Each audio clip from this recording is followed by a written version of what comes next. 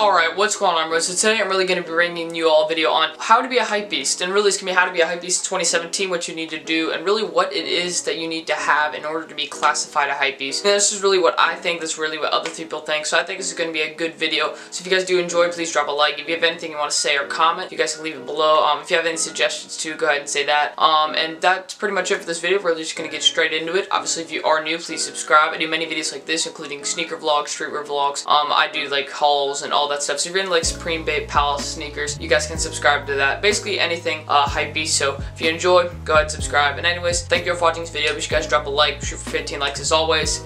But anyways, let's get into it. Okay, so one thing I think every single hypebeast needs to own in 2017 really, and how to be a hypebeast, is something from the big streetwear brands. Now I think the big streetwear brands include Babe, Kid, Supreme, and Palace. I think it's 4 main brands right there right now controlling the game. And also V-Lone, that's also one. If you own some of that, I consider you a hypebeast. Right now I'm wearing the Supreme My Kill tee. I have many other Supreme Babe tees right now. So basically you need to own one piece, I think, not from each brand, but just one piece from them. And that's basically the first step, I think, to being a hypebeast, is basically just owning any sort of Supreme tee or any of that. But obviously to be a better hypebeast kid, maybe a box logo or something. I haven't gotten to that point yet, but obviously I own a couple tees, so I think that makes up for it. I'll eventually get a box logo. So if you have like a box logo from Supreme or a really rare Babe Shark hoodie, I think that classifies you to really start out the hypebeast thing. Obviously owning stuff from the hypebeast streetwear brands, it was really the main thing that counts. So really another thing I think every single hypebeast needs to own in 2017 is some sort of Adidas sneaker. Now I have several Adidas sneakers coming into my house soon. I just don't have them in hand right now, so I can't use any as an example.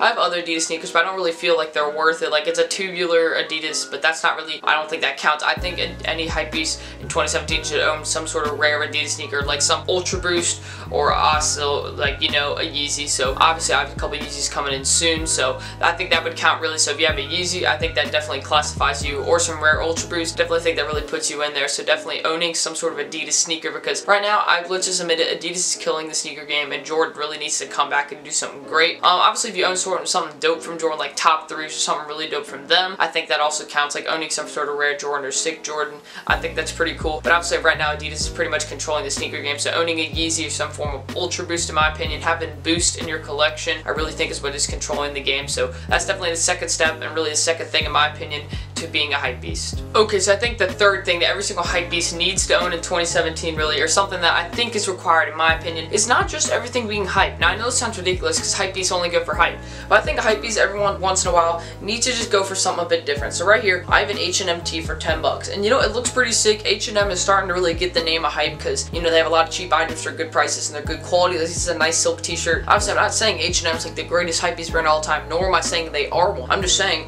obviously I don't think a hypebeast should get hype items only. I feel like they should just have a couple random go-to tees, like this H&M one, this collar tee. So that's definitely, I think, one of the things I think a hypebeast needs to own, is definitely something that's just non-hype. Alright, another thing I feel like every single hypebeast in 2017 should own is some form of a designer. Obviously this is a fake Louis Vuitton belt. Do not worry, I'm getting a refund for it. Reason it's fake is because the inside says made in France and it should say made in Spain. Easy slip on my part, I should have looked harder. Aside from all that, I feel like a hypebeast should own some form of designer, like a Louis Vuitton item, Gucci item, or something from a designer brand. Obviously this is a good example, so an LV belt would be an example of one, a Gucci wallet, flip-flops, Gucci flip-flops. So anything really from the designer brands I feel like is a requirement now in 2017 for hypebeast. I feel like the designer brands are really starting to get that name, so I feel like that's something that needs to be owned by hypebeast. So this is definitely a requirement in my opinion, is something from a designer brand. Alright, the final thing I feel like a hypebeast should own to be considered a hypebeast is really, here it is, the room. How does the hypebeast room look? Now obviously right here you guys can tell I have a bunch of stickers all around my wall. I have this Supreme painting right there, Supreme stickers right there. So that's not really it though. Like here I'm starting to build this little collection of accessories. So